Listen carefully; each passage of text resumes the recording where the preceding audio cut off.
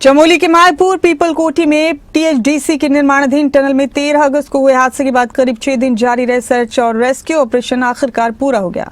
हादसा किन कारणों से हुआ, अभी मैजिस्ट्रेट जांच का इंतजार। रिपोर्ट देखिए।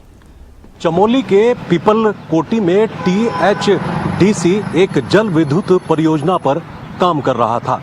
अचानक से 13 अगस्त को 6:10 पर एक खबर आती है कि उस टनल में एक बड़ा हादसा हो गया।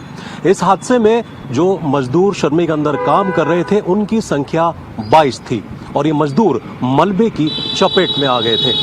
तभी मुख्यमंत्री पुष्कर सिंह धामी ने इस हादसे की जानकारी ली और तुरंत एसडीआरएफ और एनडीआरएफ को रेस्क्यू ऑपरेशन के लिए लगा दिया।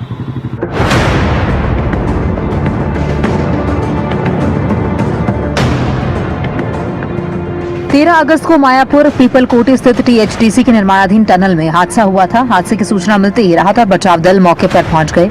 एसडीआरएफ और एनडीआरएफ की संयुक्त टीमों ने टनल के भीतर फंसे लोगों को बाहर निकालने और लापता लोगों की तलाश के लिए अभियान शुरू किया। हादसे के दूसरे दिन रेस्क्यू ऑपरेशन के दौरान 12 लोगों को सुरक्षित बाहर निकाला गया था। ऑपरेशन के दौरान मलबे में फंसे 7 लोगों के शवों को भी रिकवर किया गया, लेकिन 3 लोग लापता बताए गए थे। मुश्किल हालातों के बावजूद रेस्क्यू टीमों ने सर्च ऑपरेशन जारी रखा। 18 अगस्त को सर्चिंग के दौरान 2 और शव बरामद किए गए। इससे पहले एक शव बरामद हो चुका था और इस हादसे में अब तक कुल 10 शव बरामद हो चुके हैं। देखिए, 13 को जो टनल में हादसा हुआ था उस दिन 19 लोग उसमें निकाले गए थे, जिसमें 12 लोग सकुशल अस्पताल में भर्ती रहे जिनका इलाज चल रहा है। 7 लोग मृत निकाले गए थे। शेष 3 लोगों के रेस्क्यू का काम लगातार जारी रहा। एक शव कल बरामद हुआ है और आज 2 शव बरामद हुए हैं।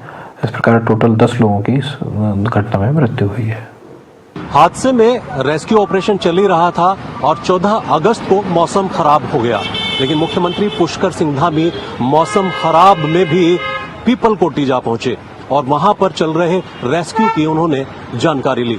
तब तक रेस्क्यू टीम ने 12 श्रमिकों को सकुशल बचाया था, लेकिन ये रेस्क्यू ऑपरेशन उस वक्त भी जारी था जबकि मौसम भी खराब था और टनल के अंदर बहुत भारी मलबा भी था।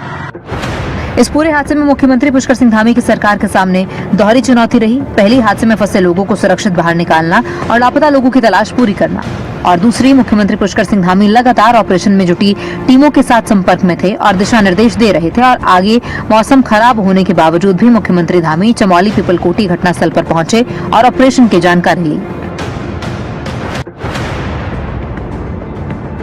मुख्यमंत्री पुष्कर सिंह धामी की सरकार ने हादसे के बाद राहत और बचाव कार्य को प्राथमिकता दी। प्रशासनिक स्तर पर रेस्क्यू एजेंसियों के साथ समन्वय बनाया गया और एसडीआरएफ और एनडीआरएफ की टीमें लगातार अभियान में जुटी रही। इसी दौरान पौड़ी गढ़वाल सांसद अनिल बलूनी भी पीपल कोठी हादसा स्थल पर पहुंचे और हादसे के बाद चलाए गए रेस्क्यू ऑपरेशन को लेकर अनिल बलूनी ने धामी सरकार, स्थानीय प्रशासन और रेस्क्यू ऑपरेशन टीम की सराहना की।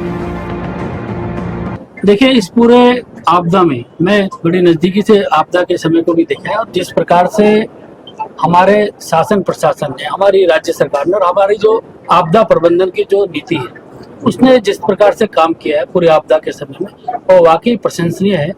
आप देखिए, कहीं भी दुर्घटना हो रही है, हमारे एसडीआरएफ के जवान, हमारे एनडीआरएफ के जवान, हमारा स्थानीय प्रशासन बहुत ही अच्छे तरीके से आपदा के समस्या से निपट रहा है। और पूरा मैं ये भी मानता हूँ कि आने वाले समय में अगर ऐसा कभी कोई भी परिस्थिति आती है तो हमारा पूरा सिस्टम तैयार भी है और हम हर जगह सरकार अच्छे तरीके से काम भी कर रही है। बैठकें लगातार हो रही हैं लोग। ऐसे हादसों में सिर्फ मशीनरी और रेस्क्यू टीमों की मौजूदगी ही पर्याप्त नहीं होती। निर्माणाधीन टनल के भीतर सुरक्षा प्रोटोकॉल, श्रमिकों की सुरक्षा, आपातकालीन निकासी व्यवस्था, संचार व्यवस्था और नियमित सुरक्षा ऑडिट भी बेहद महत्वपूर्ण होते हैं। हादसे के बाद प्रबंधन व्यवस्था की भूमिका भी सवालों के घेरे में है। आखिर टनल में काम कर रहे कर्मचारियों की सुरक्षा के लिए क्या क्या इंतजाम किए गए थे? क्या सभी सुरक्षा मानकों का पालन किया जा रहा था? और हादसे की स्थिति में तत्काल बचाव के लिए पर्याप्त आपातकालीन व्यवस्था मौजूद थी या नहीं? इन सभी पहलुओं की जांच जरूरी है। कठिन परिस्थितियों में ये रेस्क्यू ऑपरेशन आज पूरा हो गया है। इस रेस्क्यू ऑपरेशन में 12 श्रमिकों को सकुशल बचाया गया, लेकिन इस दुखद हादसे में 10 श्रमिकों की मौत हो गई है। हालांकि इस हादसे की मजिस्ट्रियल जांच भी होगी, लेकिन सवाल सबसे बड़ा ये है कि आखिर इस हादसे की जवाबदेही किसकी है। कैमरा सहयोगी सौरभ के साथ मैं राव शफात अली, खबरें अभी तक, देहरादून।